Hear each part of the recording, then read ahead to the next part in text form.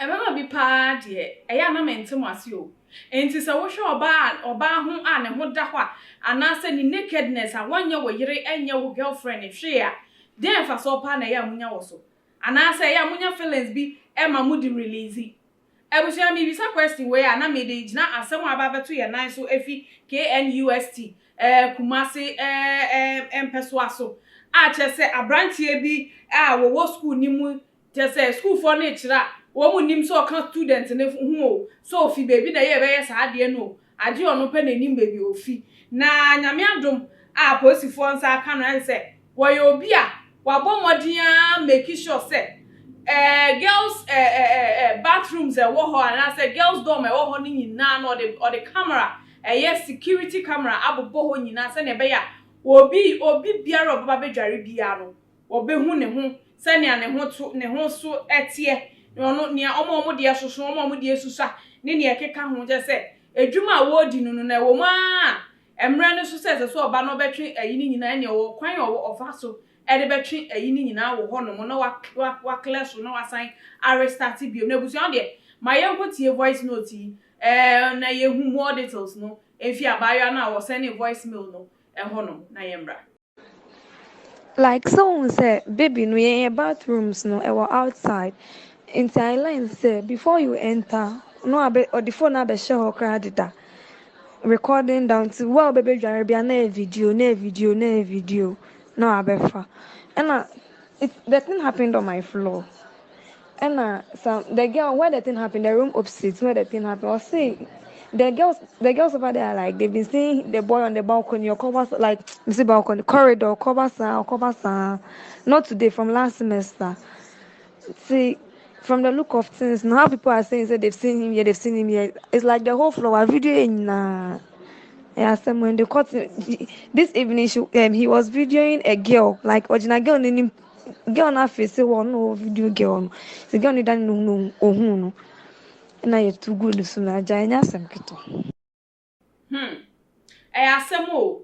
na kire se waye na adwen se wono de school nim na owo no ensemoni we nku ana wo die na se wo twa emayiwa ni nakedness ano de akokoto social media so e de je hu sika edi eye fraud fu ye no bi no no ne girlfriend ye one friend so wonyina ono ntwa ne nakedness no fanto eyi social media engine sika wa brofo ne nchen eni o enkrofo ma emu innocent fo ni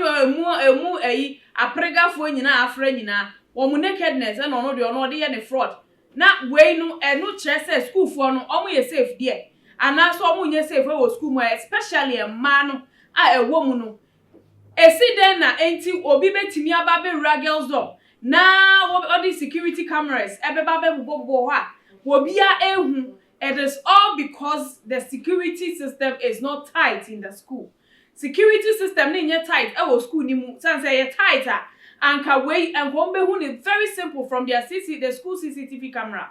and so no enye tight intino obi ehu kwan a ofa so di rewra mani rooms nyina kwaye sa de we nyina na o kira na school emma adware so de si dem ba abonten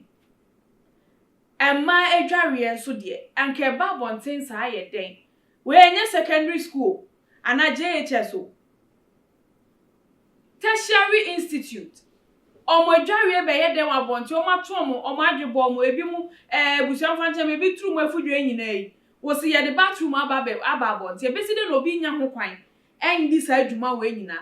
ese obi edun so kra na so wo gina ho no ese abrante no ne de se wamba school mu so obesua de na emom no dwuma wo ba abedi ano no enti e besre hwe fi pinaman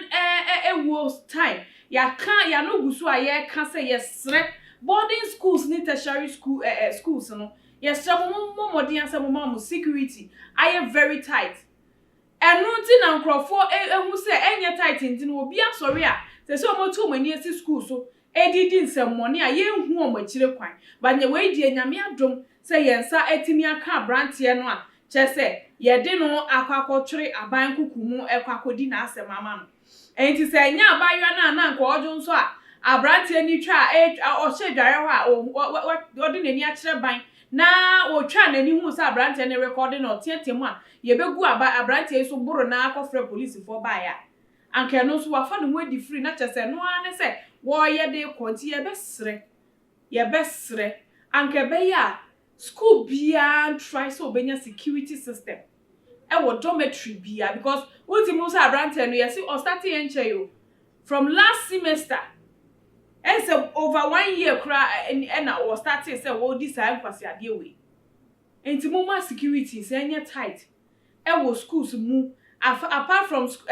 security cameras no mo securities na ma employer mo no so enye very vigilant and I say world e wo school ni mu pa e wo niema ho say mentia say security ward door gate and entrance na obi betimi apa ne ho aba bedi bone no anyway me blame you too much say nipa na ba na so oba school authority ho aba baby so ma asem na so baby ti authority abeji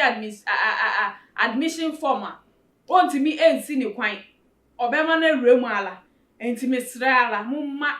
yemmo schools no yemmo ho ban papa sanse ho e na bonefo no timodinfo no etu omani edi esi ho no na ebusua aha e na meja mo esimidia ene akosua pokua ansa aka Queen Fidi one pa I also na subscribe to your YouTube channel no too much gh we also follow your IG Facebook my if your Twitter